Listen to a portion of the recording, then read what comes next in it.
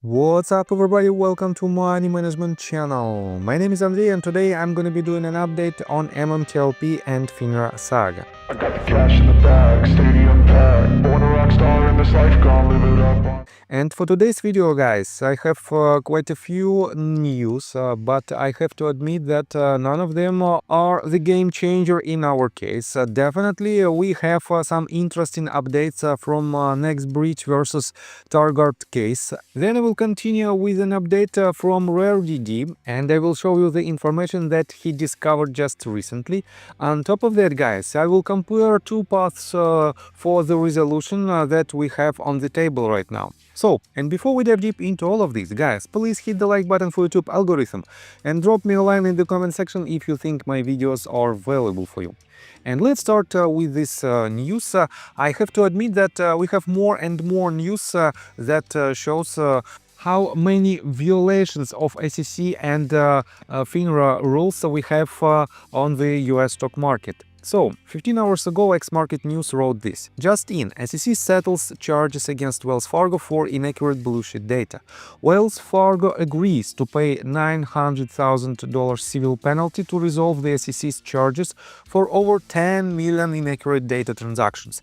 And guys, I have to admit that we have more and more news like this one. And this shows how big the problem is, because we know that there is a lot of participants on the US stock market, and because of their actions and the actions of the major participants of this market, who has the highest volume, who has the most powerful access to, for example, payments for order flow, these people and these entities control the market. And unfortunately, with this type of fines, I would say ridiculous fines, it is nothing more than just a fraction of their potential profits.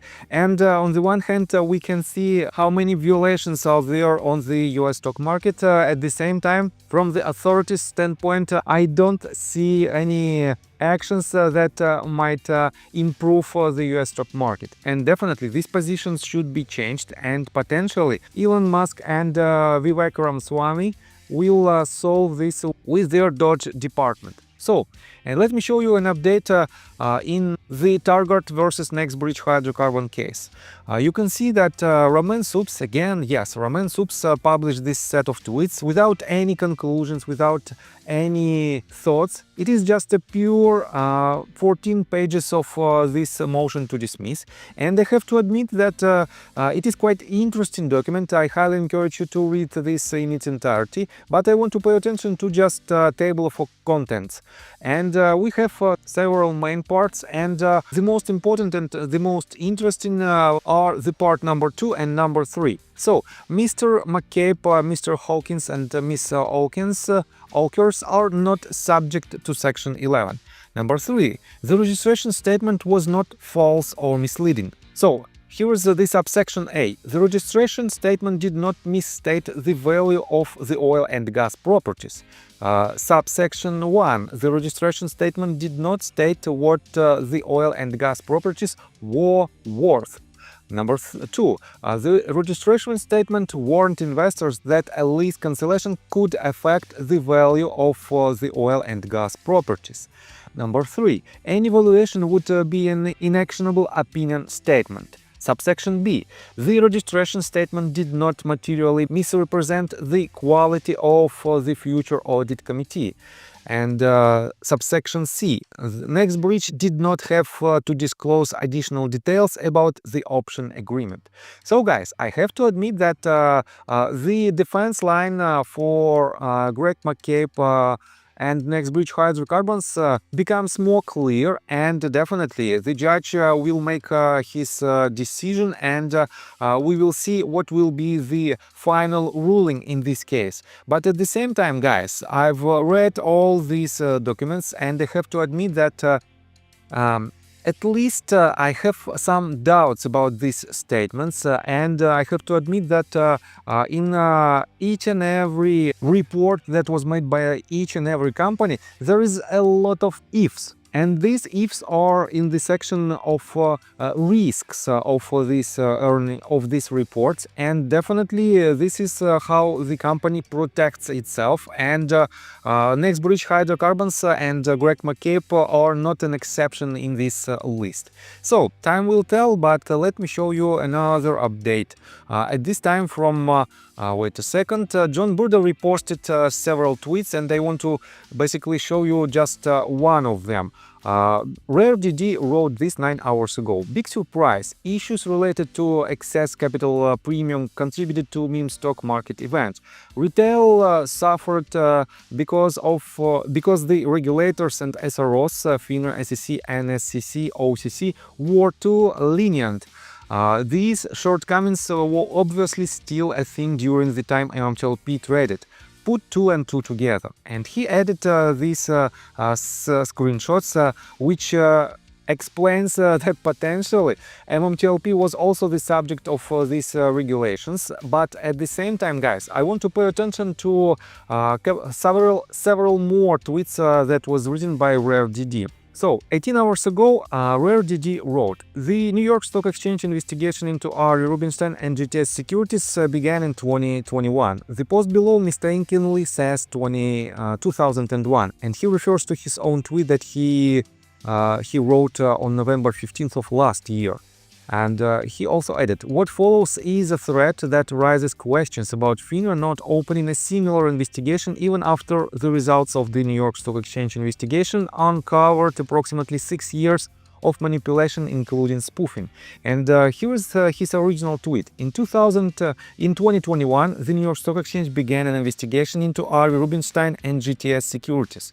In 2023, GTS paid $10 million to make 6 years of spoofing go away. Meanwhile, NWBO and GTII named GTS and Citadel, among others, in spoofing cases, but has the New York Stock Exchange or FINRA shared any findings? Why? And definitely this might also be a part of the case of MMTLP saga, because GTS Securities and Citadel were two market makers who potentially were involved in the illegal actions related to MMTLP. And guys, take a look on another tweet that was written by RareDD. So here it is. He reposted his own tweet that he wrote on August 29th of this year, and he wrote this. I noticed something shortly after FINRA's Q3 halt of MMTLP. Ari Rubinstein's GTS Securities stopped getting disclosures and fines from FINRA. This became especially apparent when the New York Stock Exchange fined them over $10 million for manipulation over a 6-year period, but FINRA never initiated a similar disclosure.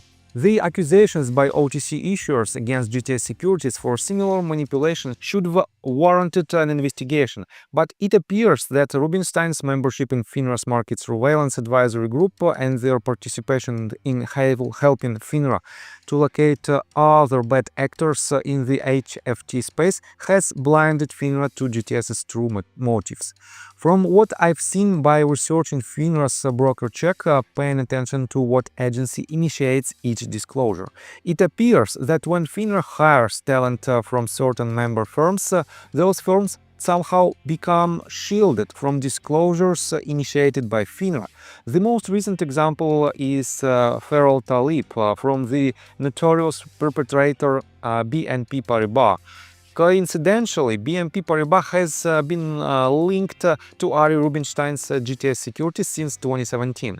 More on this in the full video linked in the post below. So guys, definitely it is a quite interesting so-called coincidence, but I have to admit that the due diligence that was made by RareDD is quite interesting, and you might wonder why I'm paying so much attention to his posts. Guys, we have a lot of information that came to MMTLP community from his side. He's done huge work, and I have to give a huge shout out to him, because He's been working hard for these 2 years, even more.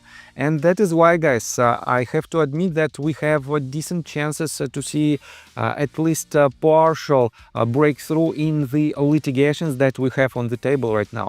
At the same time, guys, the people who don't like to have to see these lawsuits as the main path to the resolution, from this side, I cannot see anything substantial, rather than just several tweets.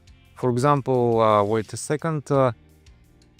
For example, Paul T publishes this type of tweets with the AI-made videos with famous people who hold these papers with the MMTLP ticker symbol. And guys, these tweets will not lead us anywhere.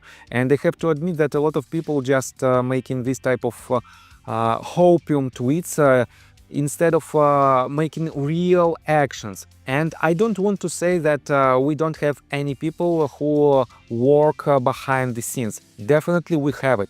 But guys, from my perspective, I cannot see any signs of these activities, and I cannot see any results. That is why, guys, I cannot make any updates from this part of our community. But at the same time, guys, almost on a daily basis we have an updates from Mark Basile in regards to certain lawsuits, from Scott Trott in regards to his litigation, and from Daniel that is related to his lawsuit as well.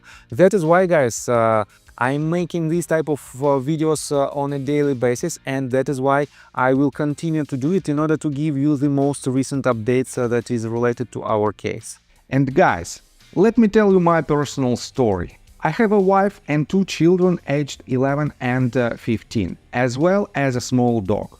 After 30 years of living in Russia near the Baikal Lake, we decided to move. Now we reside in Serbia. Although I don't own any MMTLP shares, I invest a lot of time creating daily MMTLP videos. I have been doing this every day without days off and holidays for more than 1.5 years. Now I wish to buy back this time from my family, from my children. We've agreed that I will ask the MMTLP community to support me, and I will give all the money to the children. Therefore, if you believe that I am providing useful content for you and wish to support me, you can join my Patreon account. For $5 a month, I will add your name to my list of supporters if you wish. Thank you in advance. The link you can find in the description below.